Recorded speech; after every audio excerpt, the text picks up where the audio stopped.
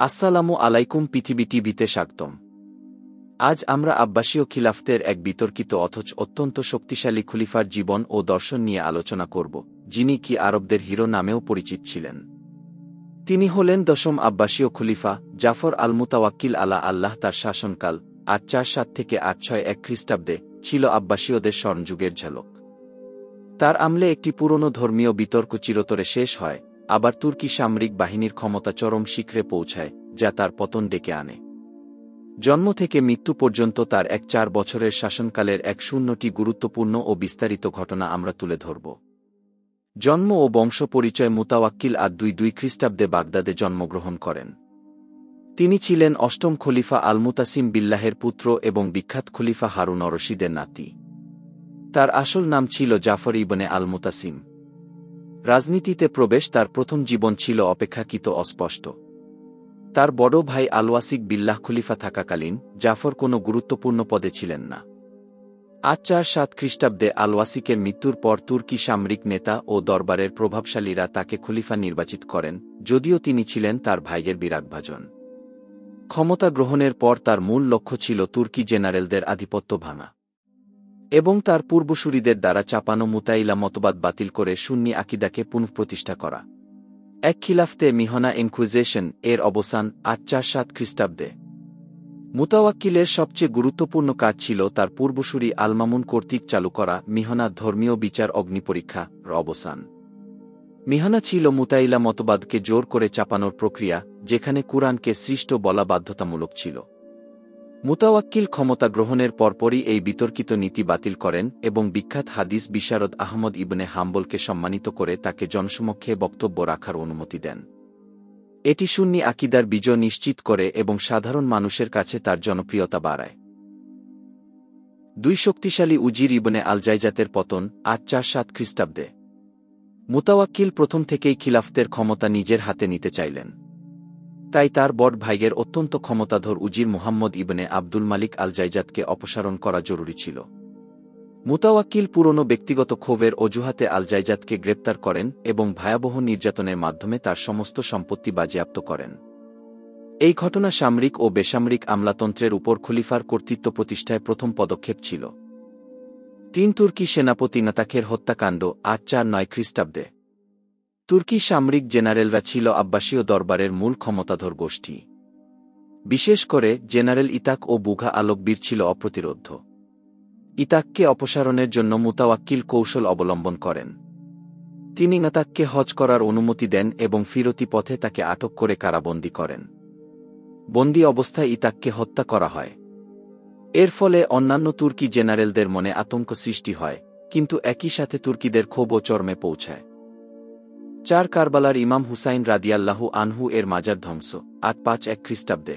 সুন্নি মতাদর্শের পৃষ্ঠপোষক হিসেবে মুতাওয়াক্কিল শিয়া মতাদর্শের প্রতি কঠোর নীতি গ্রহণ করেন। ৮৫১ খ্রিস্টাব্দে তিনি কারবালায় অবস্থিত ইমাম হুসাইন রাদিয়াল্লাহু আনহুয়ের পবিত্র মাজার সম্পূর্ণরূপে ধ্বংস করার নির্দেশ দেন। শুধু তাই নয়, এর আশেপাশের এলাকা কর্ষণ করে কৃষিজমিতে পরিণত করার আদেশ দেন, যাতে তীর্থযাত্রীদের আগমন বন্ধ হয়। এই কাজ শিয়া মুসলমানদের মধ্যে প্রবল ক্ষোভ ও দুঃখের সৃষ্টি করে এবং তার বিরুদ্ধে এক গুরুতর কলঙ্ক হিসেবে চিহ্নিত হয়। আপনারা কি মনে করেন কমেন্টে অবশ্যই লিখবেন মাজার ভাঙ্গাটা কি ঠিক ছিল। ৫ আহলে কিতাবদের উপর কঠোর বিধিনিষেধ আরোপ ৮৫০ ও ৮৫৪ খ্রিস্টাব্দে। মুতাওয়াক্কিল কেবল শিয়া বা মুতাইলাদের উপরই কঠোর ছিলেন না, বরং খ্রিস্টান ও ইহুদিদের মতো অমুসলিমদের, যাদের আহলে কিতাব বা কিতাবধারী বলা হয়, উপরও কঠোর বিধিনিষেধ আরোপ করেন।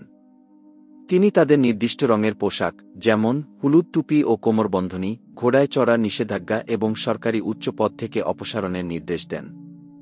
এসব পদক্ষেপ উলামা ও সাধারণ গোঁড়া মুসলিমদের সমর্থন আদায়ের জন্য রাজনৈতিক কৌশল হিসেবে গৃহীত হয়েছিল। ৬ জিজার বিদ্রোহ দমন ৮৫১-৮৫২ খ্রিস্টাব্দে। মুতাওয়াক্কিলের রাজত্বকালে সাম্রাজ্যের বিভিন্ন প্রান্তে বিদ্রোহ দেখা দেয়। সবচেয়ে গুরুত্বপূর্ণ ছিল আর্মেনিয়া ও জিজার ককেশাস অঞ্চল এলাকায় বিদ্রোহ। মুতাওয়াক্কিল তার অন্যতম প্রধান তুর্কি জেনারেল বুঘা আলকবীরকে পাঠান এই বিদ্রোহ দমনের জন্য। বুঘা অত্যন্ত নিষ্ঠুরভাবে এই অঞ্চলে অভিযান চালান, আর্মেনিয়ার শাসককে পরাজিত ও বন্দী করে বিদ্রোহ দমন করেন। এর মাধ্যমে প্রমাণ হয়, খলিফা সামরিকভাবে শক্তিশালী হলেও তার প্রধান ভরসা সেই তুর্কিরাই। 7 সামারা শহরে জামাল প্যালেস ও বৃহত্তর মসজিদ নির্মাণ 851-852 খ্রিস্টাব্দে। মুতাওয়াক্কিল শিল্পের পৃষ্ঠপোষক এবং এক মহান নির্মাতা ছিলেন। তিনি সামারায় বেশ কিছু চোখ ধাঁধানো স্থাপত্যের নির্মাণ কাজ শুরু করেন।